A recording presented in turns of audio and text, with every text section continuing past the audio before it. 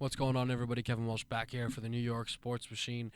NFL free agency day one is over, and the New York Giants were making some really big moves. They spent a lot of money. They knew that they had some serious issues on their defense, gave up the most yards in the NFL last year, and Jerry Reese was not going to make the mistake that he made last year where people were blaming him for not giving Tom Coughlin the guys to win with.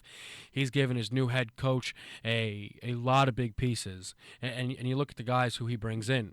Damon Harrison from the New York Jets, arguably the best run stopper in the NFL, and that is huge because it allows their two edge guys to get up the field and create a lot more pressure on the quarterback, which is something that they really struggled with. And obviously, they bring back JPP, which is a wonderful signing for them. He's a guy who's been there. I thought that he was pretty good when he came back, and he's a veteran, and he's a leader for the defense, and that's something that they need. And then on the other end, they inked Olivier Vernon to a massive deal, most guaranteed money ever for a defensive end. And some people seem to be complaining, saying that they've spent too much money there, but I just can't understand how. It was a big need, obviously, as it was another defensive end. And when you just think about, they had to fight off the Jaguars, who also had a lot of money, and that's what they did. As a fan, it's not your money that's being spent, and if you lose Olivier Vernon, well, what's your response? Who did you want? I don't really understand how fans could be upset about that. I think really you can only be jumping for joy. And then, obviously, they give the most passing yards last year. Well, they addressed that right away by getting Janoris Jenkins, one of the better corners in this league, played really good for the Rams.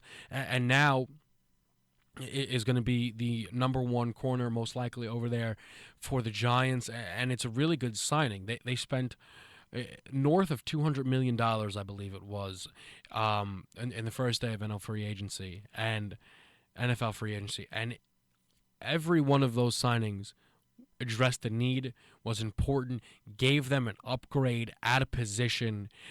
You have to love the moves. And for me, this makes the New York Giants the NFC East favorites at the current moment. It's March 10th, though, so let's not, go crazy here. Obviously, there's a lot more that has to be figured out, but you look at the defense now, clearly much improved. Even if Vernon doesn't live up to his contract, and he's going to still be an improvement from Robert Ayers, I believe. Jenkins obviously helps the secondary, and Harrison, I think that he's the safest guy that they signed, so I expect really good things from him.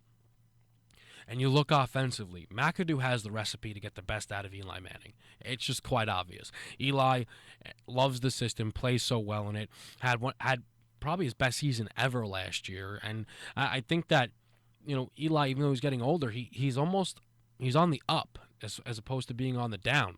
He just is getting better, and a lot of that has to do with Odell, but a lot of it has to do with the system. And obviously, though, he has Odell Beckham.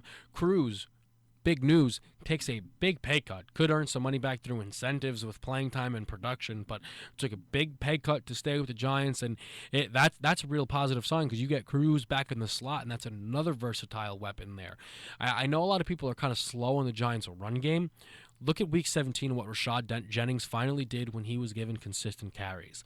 I actually think that Jennings is much better than what people give him credit for, and I think that with a consistent number of carries and you let him build momentum and get a groove going, he can actually be a consistent running back for the Giants. And a third down back like Shane Vereen is wonderful for them. So there's a lot of positives for the Giants, and if they can grab themselves another offensive lineman maybe with their number 10 overall pick, maybe they go with a linebacker. You got to really like the moves that the Giants have made.